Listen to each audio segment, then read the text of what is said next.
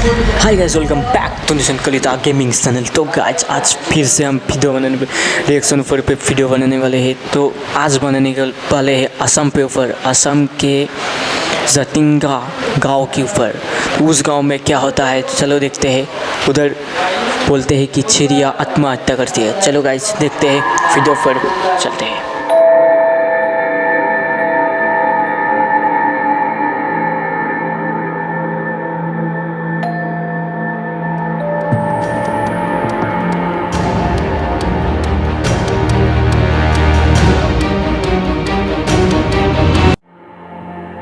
दुनिया में बहुत सी चीजें ऐसी हैं जो अभी तक वैज्ञानिकों के लिए रहस्य बनी हुई हैं। ऐसी ही एक जगह दक्षिणी असम के दिमा हसाओ जिले में स्थित है। इस जगह को जतिंगा वैली के नाम से जाना जाता है।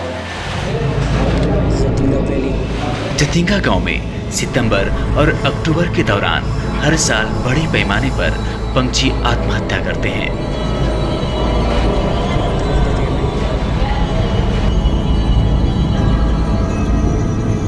सितंबर और अक्टूबर के महीने में कृष्ण पक्ष की रातों में जतिंगा वैली में यह अजीबोगरीब हादसे बहुत अधिक बढ़ जाते हैं। इन दिनों में यहाँ शाम के समय गहरी धुंध रहती है और साथ ही तेज हवाएं चलती हैं। पंछियों द्वारा आत्महत्या करने की ये घटनाएं अधिकतर शाम 7 बजे से रात के 10 बजे के बीच होता है। शाम में होता है भाई, शाम से रात को आसपास पंछी कीट पतंगों की तरह गिरते हैं और धरती में मौजूद विभिन्न चीजों से टकराकर मर जाते हैं या बुरी तरह से घायल हो जाते हैं। पंछियों के इस तरह से आत्महत्या करने पर या शायद मरने पर वैज्ञानिक अलग अलग तर्क देते हैं, लेकिन इस घटना की असली वजह का पता अभी तक नहीं चल पाया है। कुछ लोग मानते हैं कि तेज हवाओं से पंछियों का संतुलन बिगड़ जाता है, कुछ भी नहीं पता और वह आसपास मौजूद पेड़ों से टकराकर मर जाते हैं। मरने वाले पंछियों में स्थानीय और प्रवासी चिड़ियों की लगभग 40 प्रजातियां शामिल हैं। जतिंगा वैली में पंछियों के आत्महत्या का रहस्य क्या है, इस बात को लेकर स्थानीय लोगों में कई तरह की बातें प्रचलित हैं। स्थानीय लोगों का मानना है कि यह भूत प्रेत और अदृश्य ताकतों का काम है। चाहे जो भी बात हो, लेकिन अभी भी जतिंगा वैली में हो रही पंछियों की आत्महत्या दुनिया भर में रहस्य का विषय बना हुआ है।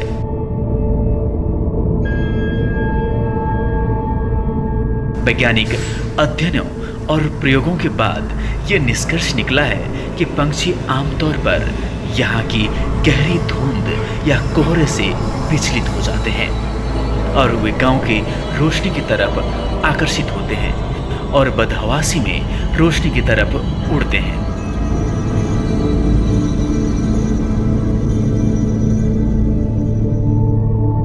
रोशनी की तरफ उड़ते समय वह पेड़ों, कटीली झाड़ियों और रास्ते में आने वाली किसी भी चीज से टकरा जाते हैं, जिसके कारण कुछ पंछी मर जाते हैं जबकि अन्य गंभीर रूप से घायल होते हैं। अध्ययन से यह भी पता चला है कि पंछी केवल गांव के उत्तरी छोर से ही आते हैं और लगभग 1.5 किलोमीटर लंबी और 200 मीटर चौड़ी पट्टी में ही इन हादसों का शिकार होते हैं। अध्ययनों के दौरान पंछी गांव के दक्षिण किनारे में रखी गई रोशनी की तरफ आकर्षित नहीं हुए। मरने वाले पंछियों में स्थानीय और प्रवासी पंछियों की लगभग 40 प्रजातियां शामिल हैं और उनमें से अधिकांश पंछी पास की घाटियों और पहाड़ी ढलानों से आते हैं। यदि दूसरे वैज्ञानिकों के अध्ययन पर नजर डालें तो लगता है कि ज्यादातर आत्मघाती पंछी मानसून के मौसम में अपने प्राकृतिक आवासों को खो देते हैं, इसलिए वे आवास की तलाश में जतिंगा वैली में आते हैं। लेकिन अभी भी रहस्य बना हुआ है कि आखिरकार ये पंछी रात में ही क्यों उड़ते हैं और वे हर साल एक ही स्थान पर क्यों इन हादसों का शिकार हो जाते हैं। स्थानीय लोगों का कहना है कि आत्महत्या की पहली बार ये घटना 1900 के दशक में हुई थी, जिसने गांव वासियों को बुरी तरह से डरा दिया था। इसकी वजह से उन्होंने अपनी जतियंज को बेची और 1905 में जगह छोड़ दी थी। जब फिर से जतियंज लोग इस जगह पर बसे तो उन्होंने इसे भगवान द्वारा दिया गया उपहार मान लिया। आखिर हो भी क्यों ना, इस घटना ने गांव को देश विदेश में प्रसिद्ध कर दिया है। दुनिया भर में वन्य जीव विज्ञानी, शोधकर्ता और टूरिस्ट इन घटनाओं पर गवाह बनने और खोज करने के लिए यहाँ आते हैं। जिला प्रशासन ने पर्यटन को बढ़ावा देने के लिए पक्षी आत्महत्या के समय एक त्योहार आयोजित किया जाता है, जिसे जतिंका महोत्सव कहा जाता है। दोस्तों, अगर आपको हमारा वीडियो पसंद आए तो लाइक और सब्सक्राइब जरूर करें। और तो गाइस आज के लिए इतना ही। तो गाइस मैंने ये सुना था लेकिन जाया कभी भी नहीं उधर में। तो हमारे असम में ही है ये जगह, तो मैंने कभी भी नहीं देखा भाई। मैंने सुना, बहुत सुना है गाइस, ये बात बहुत सुना।